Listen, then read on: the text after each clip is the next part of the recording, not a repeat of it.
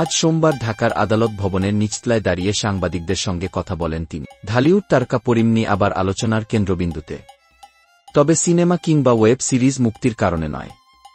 গতকাল পুরনো একটি মামলায় গ্রেপ্তারি পরোয়ানা জারির খবরে এই তারকা ছিলেন আলোচনায়। আজ সোমবার আদালতে গিয়ে আত্মসমর্পণ করে তিনি জামিনের আবেদন করেন। আদালতও পরিমনির আবেদন মঞ্জুর করেন। জামিন পেয়ে কেঁদেছেন নায়িকা। তিনি বলেন, বরাবরই আমার আইনের ওপর বিশ্বাস ছিল, শ্রদ্ধা ছিল, এখনো আছে। আমার এই বিশ্বাস শেষ অবধি রাখতে চাই। গ্রেপ্তারি পরোয়ানা জারি হওয়ার পর গতকাল প্রথম আলোকে পরিমনি বলেছিলেন, পরিচিত ও শুভাকাঙ্ক্ষীদের সবাই অনবরত ফোন করেছেন খোঁজ খবর নিতে। এটা তো আমার জন্য বাড়তি একটা যন্ত্রণা, বিব্রত করো, উটকো ঝামেলা বলতে পারেন। তবে এখানে ভয়ের কিছু নেই, আমি আইনিভাবে মোকাবিলা করব। জামিনের জন্য আবেদন করবেন আমার আইনজীবী। আজ সোমবার পরিমনির আইনজীবী জামিনের আবেদন করেন। এর আগে আদালতে আত্মসমর্পণ করেন পরিমনি। জামিন শেষে আদালতে দাঁড়িয়ে পরিমনি বলেন, গতকাল থেকে সবাই যেভাবে ভালোবাসা দিয়েছেন, এই ভালোবাসার প্রতি আমি সারা জীবন কৃতজ্ঞ থাকব।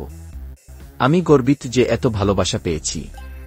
কিন্তু আমি একটা জিনিস বলতে চাই, আমি আইনের প্রতি শ্রদ্ধাশীল। আমার এই বিশ্বাস শেষ অবধি রাখতে চাই। আমি বিশ্বাস করি শেষ পর্যন্ত ন্যায় বিচার পাবেই। সবাই আমাকে যেভাবে ভালোবাসা দিয়েছেন, এই ভালোবাসা নিয়ে আমি আসলে জিততে চাই। আদালতে কথা প্রসঙ্গে পরিমনির বক্তব্য ছিল এমন, আমি যে মামলা করেছিলাম তার ঠিক 2.5 বছর পর তিনি পাল্টা একটা মামলা করেন, যে মামলার জন্য আমার বিরুদ্ধে গ্রেপ্তারি পরোয়ানা জারি হয়। আমার বিশ্বাস ছিল আমি মোকাবিলা করব। সবাই আমাকে যেভাবে সাহসটা জুগিয়েছেন, আমি জামিন পেয়েছি।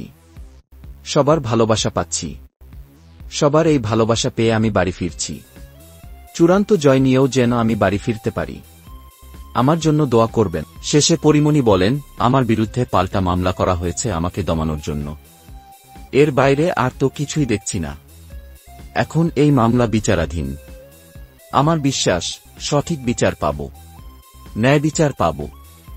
আমি বারবার আদালতের কাছেই এসেছি, এখান থেকে আশাহত হতে চাই না। এর আগে পরিমনির বিরুদ্ধে 2011 সালের 18 জুলাই নাসিরউদ্দিন মাহমুদ হত্যাচেষ্টা, মারধর, ভাঙচুর ও ভয়ভীতি দেখানোর অভিযোগে আদালতে মামলা হয়।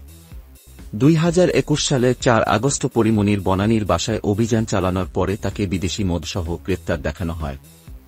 এ মামলায় 3 দফায় মোট 7 দিন তাকে রিমান্ডে নিয়ে জিজ্ঞাসাবাদ করা হয়। গ্রেপ্তারের 27 দিন পর 1 সেপ্টেম্বর পরিমনি কারাগার থেকে জামিনে মুক্ত হন। সে সময় লাইভে ও সাক্ষাৎকারে কেঁদেছিলেন পরিমনি।